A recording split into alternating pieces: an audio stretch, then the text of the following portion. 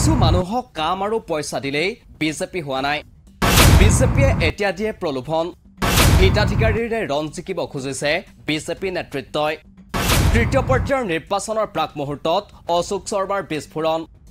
জ্যেষ্ঠ বিজেপি নেতা ৰাজেন গোহাঁইৰ পাছত এইবাৰ আন এগৰাকী জ্যেষ্ঠ নেতা অশোক শৰ্মা 26 এপ্ৰিলত দ্বিতীয় পৰ্যায়ৰ নিৰ্বাচনৰ মাজতে নগাঁও লোকসভা সমষ্টিৰ প্ৰাক্তন সাংসদ তথা প্ৰাক্তন কেন্দ্ৰীয় মন্ত্ৰী ৰাজেন গোহাঁইয়ে দলৰ ৰাজ্যিক নেতৃত্বৰ বিৰুদ্ধে উত্থাপন কৰিছিল কেইবাটাও গুৰুতৰ অভিযোগ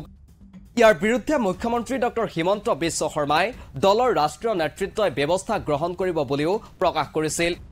ইয়াৰ পাছতো দেওবাৰে দলৰ কামকাজক মুকলিকৈ সমালোচনা এগৰাকী জ্যেষ্ঠ নেতা তথা নলবাৰী বিধানসভা সমষ্টিৰ প্ৰাক্তন বিধায়ক অশোক শৰ্মাৰ বিজেপিৰ যি নীতি সেয়া আজিৰ তাৰিখত নাই বুলি খুবুজাৰী জ্যেষ্ঠ নেতাগৰাকীৰ অভিযোগ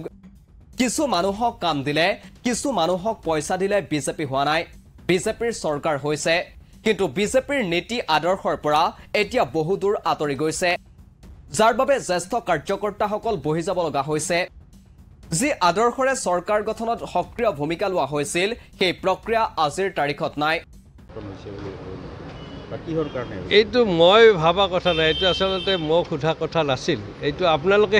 এই কথাটো উদঙাই দিব লাগিছিল বিজেপিৰ যিটো নীতি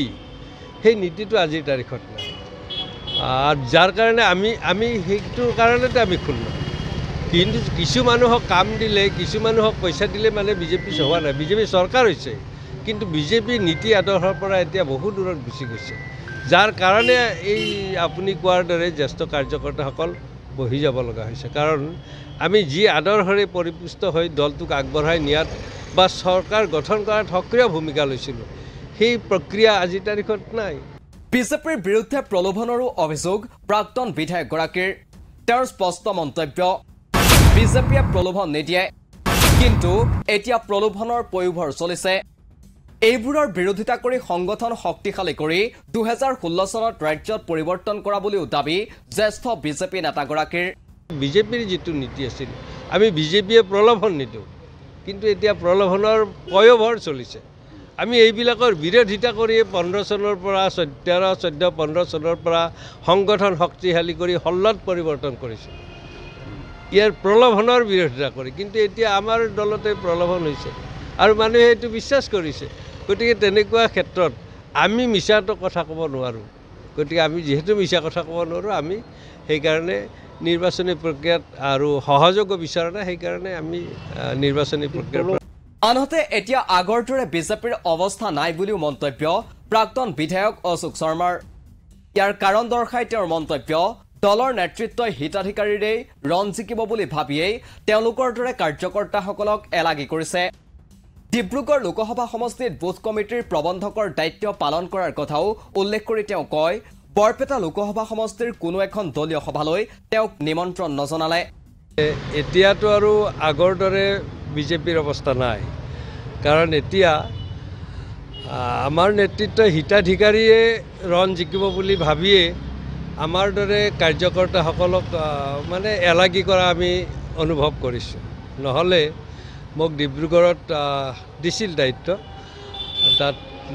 বুথ কমিটি প্ৰবন্ধক কমিটি হিচাপে মোক দিছিল ডিব্ৰুগড় লোকসভা সমষ্টিত